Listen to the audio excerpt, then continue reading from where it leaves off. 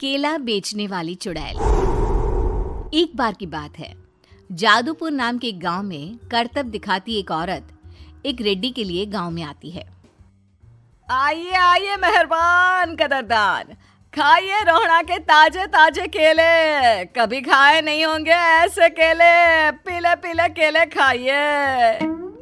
ये कहकर रोहड़ा हाथों में 4 केले लिए उन्हें सर्कल में जोर जोर से हवा में उछालती हुई करतब दिखाती है, जिसे देखकर आसपास के सारे बच्चे अपने अपने मम्मी पापा से उस औरत के पास जाने की जिद करने लग जाते हैं। पापा, ऐसा तो सर्कस में बॉल से होता है ना, ये आंटी तो केले से कर रही है। चलिए ना पापा, देखते हैं। रोहड़ा एक पतली सी तार पर चलती हुई केलों से करतब दिखाती है। आते जाते सभी लोग बाहर रुककर उसके करतब देखते हैं और वाह वाही करते नहीं थकते। जैसे ही एक आदमी पास आकर उसे पैसे देने लग जाता है, तब वो कहती है, अरे नहीं नहीं साहब, मैं करतब तो बच्चों के मन को बहलाने के लिए करती हूँ। धंधा तो मेरा केले का है। पीछे देखो मेरी रिड्डी, जो भी मेरे केले खाएगा मेरी तरह चुस्त दुरुस्त और तंदुरुस्त हो जाएगा। पता चलता है क्या कि मेरी उम्र 55 की है। अरे पर ऐसे ठंड के मौसम में कोई केला क्यों खाएगा? ये ऐसे वैसे केले नहीं है साहब, ये शरीर में गर्मी देते हैं। ठंड को दूर भगाए जो भी रोहिणा के केले खाए। पापा, अगर मुझे केले नहीं मिले तो मैं घर नहीं जाऊंगी। तभी उसके पापा कहते हैं कि बेटा, केले ठंड में कभी गर्मी नहीं देते। ये सब कहने की बातें हैं, सामान बेचने का तरीका है इनका। पर पिंकी नहीं मानती। मैं केले खाऊंगी। पिंकी की जिद के आगे नत्थू हार जाता है और उसे केले खरीद कर दे देता है। पिंकी खुश होकर केले घर ले आकर खाती है। अब मैं भी करतब करूंगी, कितना मजा आएगा। जादुई केले। पिंकी पहला केला खत्म भी नहीं करती कि वो बेहोश हो जाती है। दूसरे केले से एक काला धुआं आता है और रोहड़ा चुड़ैल बनकर बाहर निकल आती है। मेरे भूतिया केले बच्चे न खाए, ऐसा हो ही नहीं सकता। जादूपुर वालों, कब तक बचोगे? आ गई हूं मैं रोहड़ा, जिसका कोई नहीं कर सकता सामना।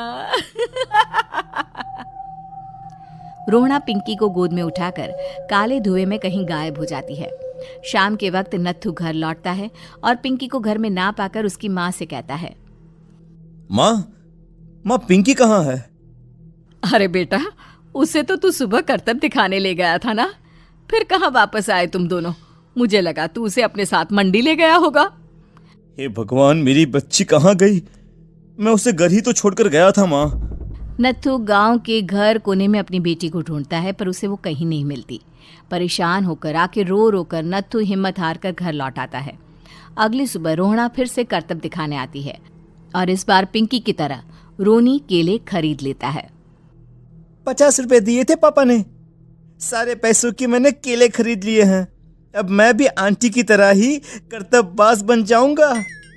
यही सोचते हुए रोनी केले खाता है और पहला अकेला केला आधा खत्म भी नहीं करता कि चुड़ैल उसके सामने आ जाती है। मेरे साथ चलने का समय आ गया है रोनी। ये तो बस शुरुआत है। अब इस गांव के सारे बच्चे धीरे धीरे मेरे कब्जे में होंगे, एक बच्चा भी नहीं बचेगा। ये कहकर रोना रोनी को गोद में लेकर काले धुएं में अदृश्य हो जाती है। इसके बाद हर रोज गांव में से कोई ना कोई बच्चा गायब होता, पर ऐसा क्यों हो रहा है किसी को भी समझ में नहीं आ पा रहा था। रोज की तरह अपनी बेटी पिंकी की तलाश में नत्थू गांव के एक तालाब के पास बैठा रो रहा था। कहाँ गई मेरी पिंकी? शकुंतला के जाने के बाद एक वही तो मेरा सहारा थी। अरे उसकी आत्मा कोस रही होगी मुझे कि मैं अपनी बच्ची को संभाल भी नहीं पाया। नत्थू ये कहता हुआ रो ही रहा था कि तभी तालाब में से उसे शकुंतला की आवाज सुनाई देती है। कहाँ थी तुम शकुंतला? हमारी बच्ची और सारे गायब हुए बच्चे रोहड़ा के कब्जे में हैं।